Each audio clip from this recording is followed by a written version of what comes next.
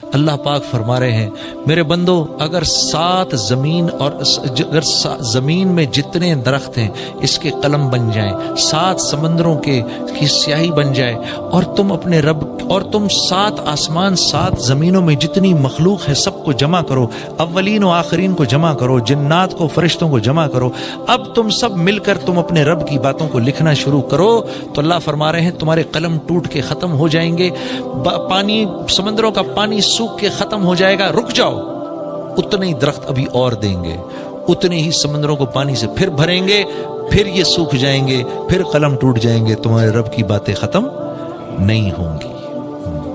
یقین مانو، یقین کرو، حالت نزا پر کافر بھی اس بات کو مانے گا، مسلمان بھی اس بات کو مانے گا، سب مانیں گے اللہ سے ہوتا ہے، ہاں مانیں گے۔ فرعون جیسے انا ربکم الاعلی، جس نے اپنے آپ کو بولا انا ربکم الاعلی، میرے سے بڑا رب کوئی نہیں، شیطان اس کے پاس آیا اور کہنے لگا ابے بدبخت، رب ہونے کا دعویٰ تو میں نے نہیں کیا، تو کہاں سے کر بیٹھا؟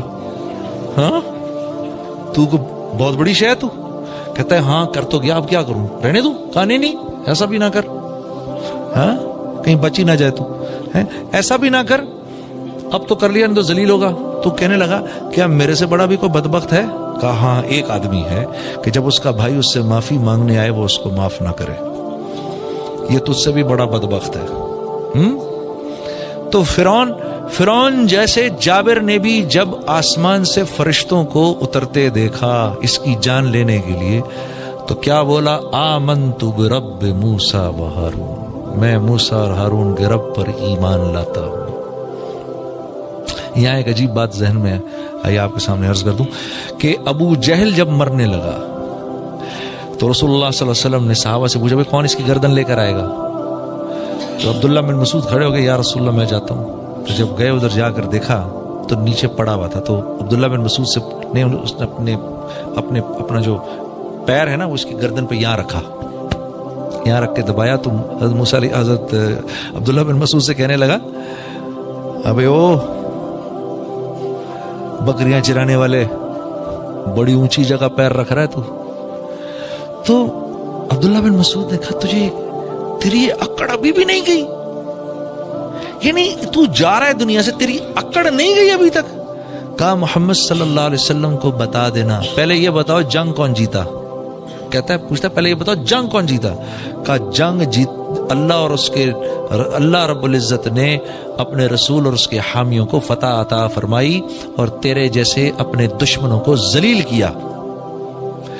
تو آگے سے کیا کہتا ہے؟ کہتا ہے جاؤ جا کر محمد کو بتا دو صلی اللہ علیہ وسلم، جاؤ جا کر ان کو بتا دو جتنی نفرت میں ان سے پہلے کرتا تھا اس وقت اس سے بھی زیادہ نفرت کر رہا ہوں، مانا نہیں ہوں میں ابھی بھی، اور ہاں جب میری گردن کاٹو تو تھوڑی نیچے سے کاٹنا تاکہ پتہ چلے کسی سردار کی گردن تھی، اکڑ دیکھو کتنی۔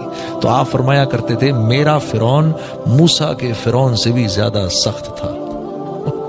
اللہ معاف کرے، یہ تکبر اتنی خطرناک چیز ہے۔ میرا فرعون موسیٰ کے فرعون سے، موسیٰ کے فرعون نے تو جب فرشتوں کو اترتے دیکھا تو فوراً کہہ دیا آمنت برب موسیٰ و ہارون، اور یہ میرا فرعون دیکھو آخر وقت میں بھی یہ کہہ رہا ہے۔ تو میرے دوستو حالت نزا پر تو سب مانیں گے اللہ کو، حالت نزا پر سب مان جائیں گے، ہاں قیامت کے دن کھڑے ہوں گے اللہ کے سامنے، ربنا ابصرنا وسمعنا فرجعنا نعمل صالحا انا موقنون، یا اللہ دیکھ لیا، سن لیا، سمجھ لیا، ایک چانس اور دے دے واپسی کا، اور کوئی چانس نہیں ہے۔ تو یہ اللہ والے آج ہمیں کہتے ہیں اس بات کو پہلے مان لو۔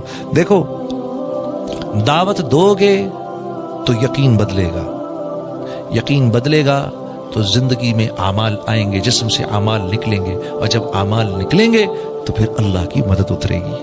ہاں دیکھو آپ سب لوگ خدا کے لیے نوجوان کتنے بیٹھے ہیں، ہائے ہائے، اپنی زندگیوں کی قیمت لگاؤ میرے دوستوں، بے قیمت نہیں اٹھو یہاں سے۔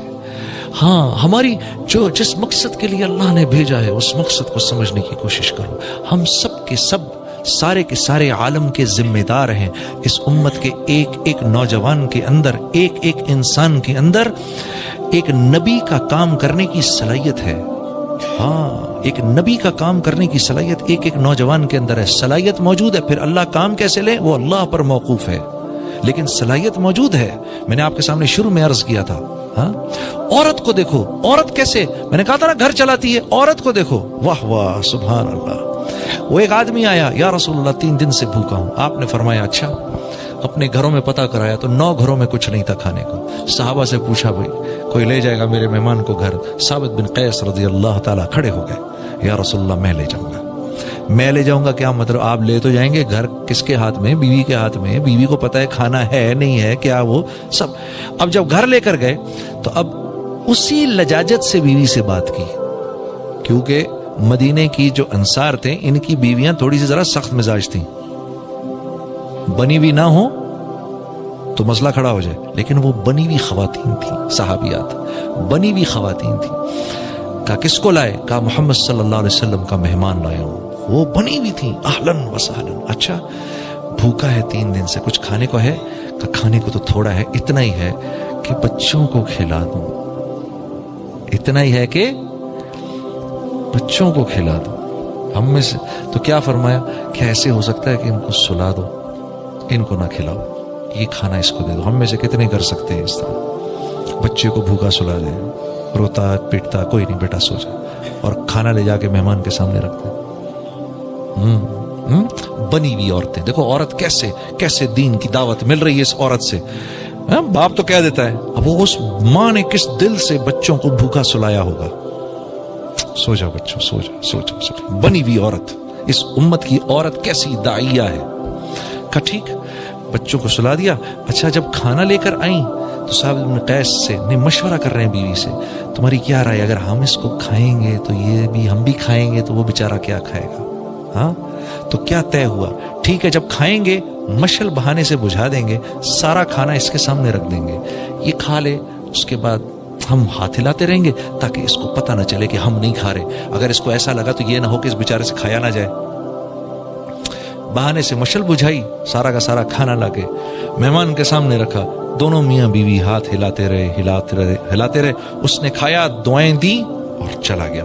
صبح کو جب آپ مسجد میں آئے تو اللہ کے نبی صلی اللہ علیہ وسلم کی آپ پر نظر پڑی. نظر پڑتے ہی آپ مسکرائے اور آپ نے کہا ثابت تیری رات کی مہمانی اللہ کو بہت پسند آئی. یہ اس عورت کی وجہ سے ہے، اس عورت کی وجہ سے. بچے بھی داعی ہیں، ہاں عورت بھی داعیہ ہے. ہاں حکمت بصیرت سے، حکمت بصیرت سے. یہ حکمت بصیرت انشاءاللہ آپ جب اللہ کے راستے میں نکلیں گے اللہ آپ کو سکھائے گا، اللہ آپ کو لسان القوم سکھائے گا. ہاں مہاجروں میں جاؤ تو کیا بات کرنی ہے، پٹھانوں میں جاؤ تو کیسے بات کرنی ہے، پنجابیوں میں جاؤ تو کیسے بات کرنی ہے، بلوچوں میں جاؤ تو کیسے بات کرنی ہے. ہاں اللہ ان لوگوں، سندھیوں میں جاؤ تو کیسے بات کرنی ہے. ہاں ہم پٹھانوں کو کریڈٹ دیتے ہیں بڑی بہت زیادہ مہمان نوازی کا، بہت مہمان نواز ہیں، اس میں کوئی شک نہیں ہے.